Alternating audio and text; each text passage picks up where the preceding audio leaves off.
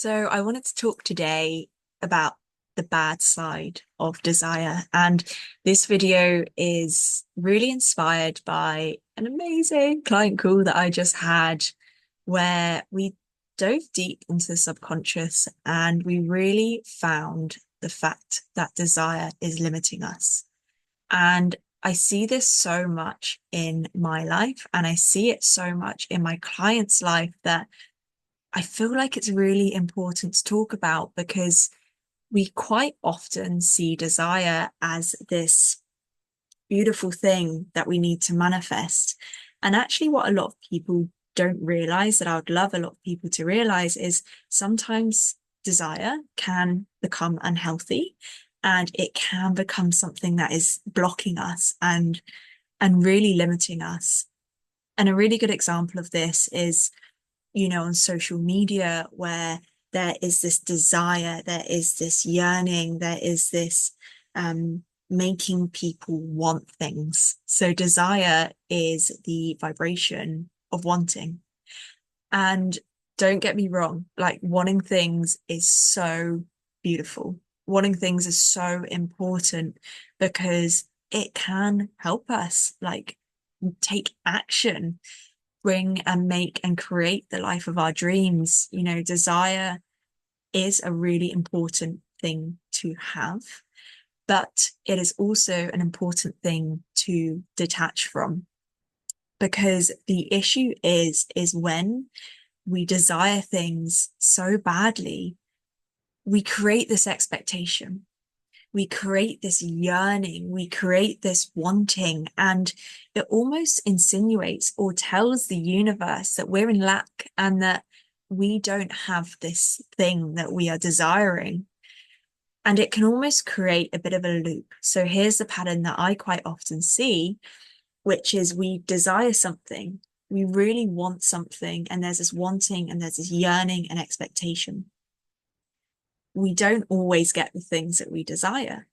So then we fall into some grief because we have a loss of the things that we're wanting and that outside thing that we thought was going to complete us when we're actually already complete inside anyway.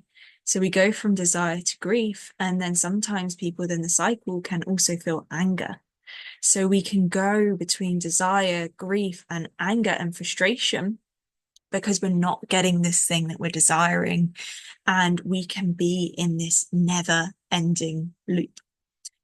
And if I was to give an example from my life of when the light bulb just went on in my head, was with my partner when we were away and we were traveling and we were on our healing journeys and we were learning and growing together.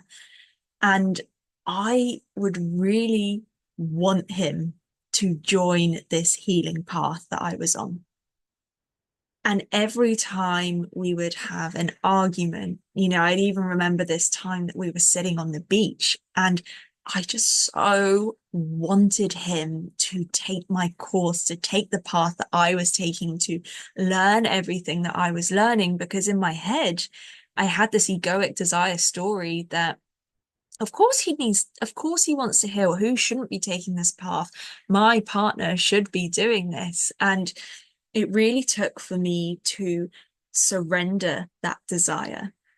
And as soon as I stopped wanting it, as soon as I let go of that outcome of him being on this path, the resistance dropped and he came on the path. And that is how powerful it is, when we are attached to the outcome with our desire, we can actually be causing this resistance and this pushing.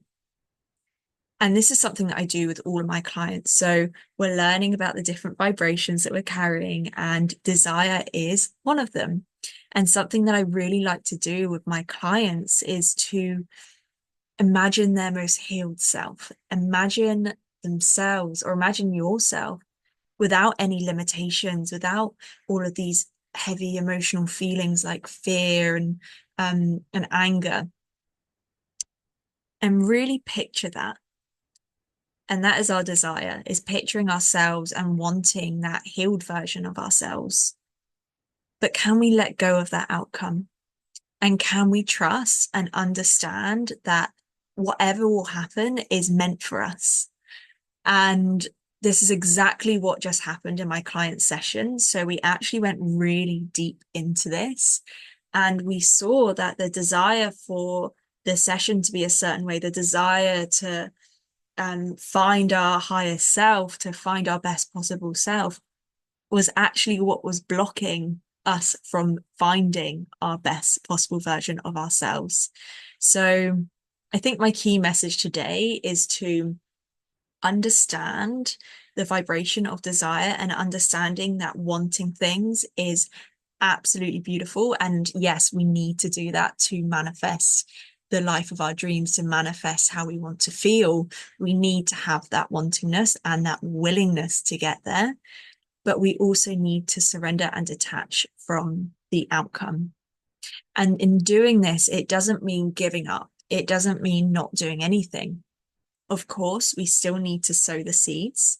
We still need to take aligned action to get that outcome that we want. But it's also about understanding that it might not happen the way that we expect it and the way that we want it to happen, and having trust and surrender in that. So that's exactly what we did in my client session. That's exactly what I try and do on a daily basis, is to not have expectations for the way that things are going to go and taking aligned action for the outcome. So that's it. Thank you so much for listening. And if you want help with this, if you want help to learn how to let go and surrender, that's exactly what I teach. I teach something called the letting go method. And we also help you let go within your subconscious mind. So we're not always overthinking and learning and bringing in all of this new information. And within my 6 weeks to inner peace journey, we do this in such a beautiful way, and desire is just one component of it. There is so much more to learn, to feel, and I'm here for it, because I know that this journey is absolutely incredible and amazing. And I'll put a link down at the bottom of this video, so if you wanted to book a call with me, you can, or you can just DM me on Instagram, DM me the word desire, so I know that you've watched this video. And yeah, I hope that you all have a beautiful evening, and thank you for listening.